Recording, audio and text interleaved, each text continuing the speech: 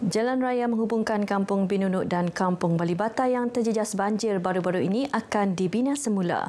Adun Lumadan Datuk Ruslan Muharram berkata kerajaan negeri sudah meluluskan peruntukan pembinaan semula jalan tersebut yang merupakan laluan utama penduduk.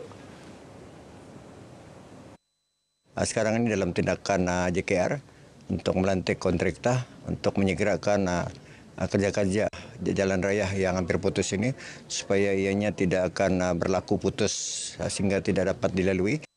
Datuk Ruslan yang juga pembantu menteri kepada Ketua Menteri ditemui RTM selepas Majlis Berbuka Puasa Persatuan Bisaya Bersatu Sabah di Beaufort.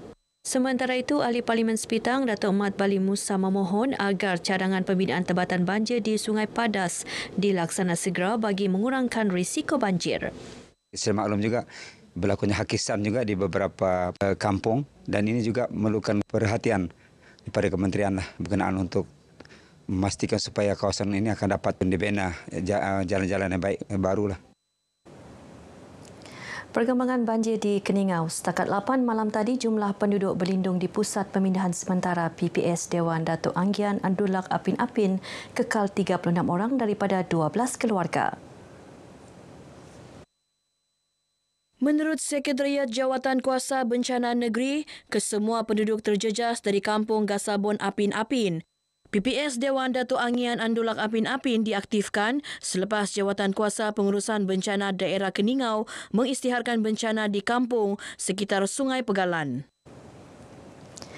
Pemimpin Pembangunan Masyarakat PPM perlu melipat gandakan lagi usaha menyantuni dan mendekati rakyat akar umbi.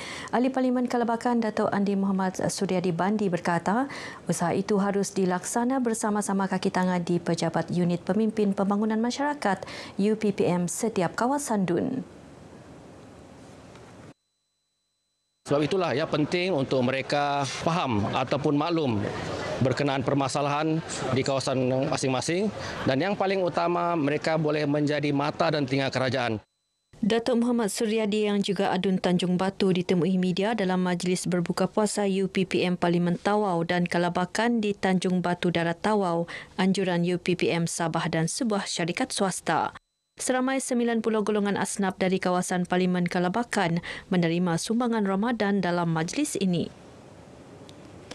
Perbadanan Baitumal Negeri Sabah terus komited melaksana tanggungjawab sosial korporat CSR dengan menyalurkan sumbangan kepada golongan kurang berkemampuan.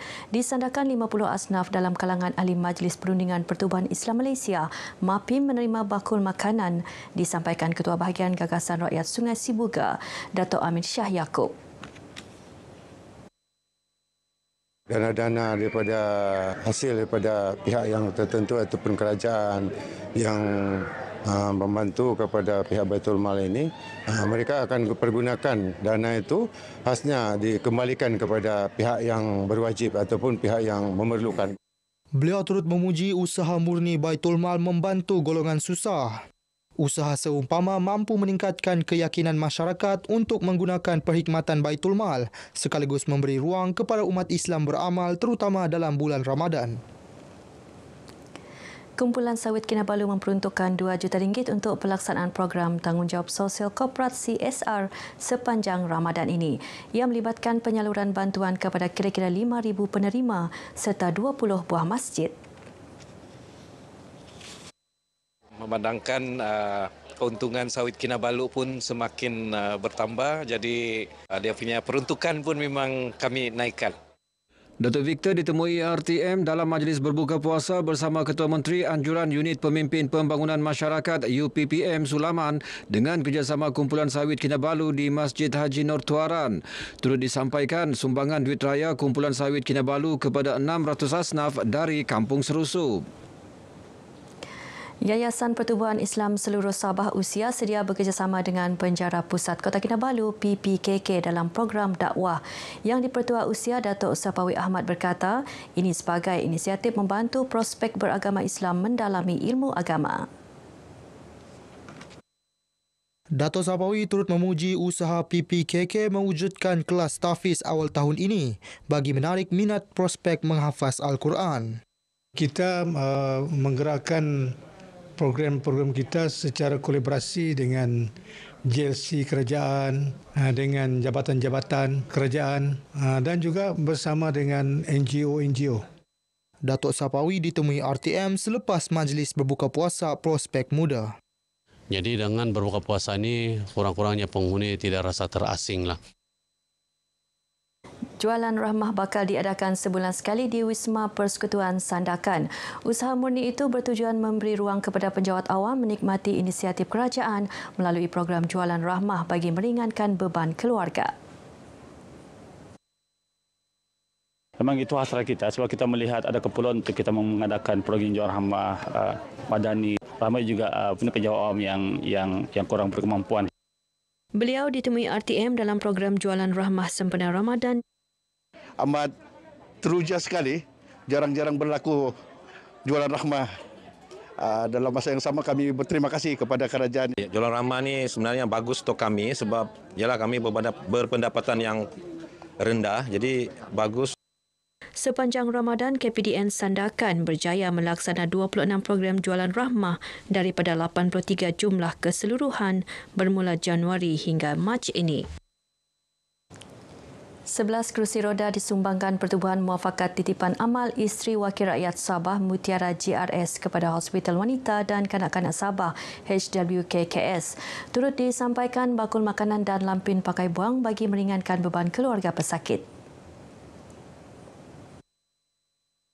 Sumbangan disampaikan Yang di-Pertua Mutiara GRS Datin Seri Panglima Datuk Julius Salak. Seramai 16 pesakit yang menerima rawatan di Pusat Perubatan Nuklear dan Radioterapi HWKKS Likas disantuni dalam program ini. Kita cuba membantu sedaya mungkin. Dalam bulan Mei ini kami akan bersama-sama untuk membantu mereka memungut derma untuk membeli satu mesin untuk kegunaan pesakit kanser. Sementara itu di Tawau, seramai 350 pemimpin masyarakat menerima sumbangan wang tunai dan kuih raya. Sumbangan disampaikan Pembantu Menteri kepada Ketua Menteri Datuk Nizam Abu Bakar Titingan yang juga Adun Apas. Kita berusaha untuk menyelesaikan apa juga permasalahan-permasalahan yang berbangkit. Semua rakyat dapat menikmati kemajuan dan juga pembangunan. 700 anggota polis diraikan dalam majlis berbuka puasa bersama Yang di-Pertua Negeri Tun Musa Aman di Dewan Serbaguna Ibu Pejabat Polis Daerah Kota Kinabalu. Majlis bersempena sambutan Hari Polis ke-218 itu diserikan dengan penyampaian sumbangan kepada golongan asnaf, balu dan anak yatim.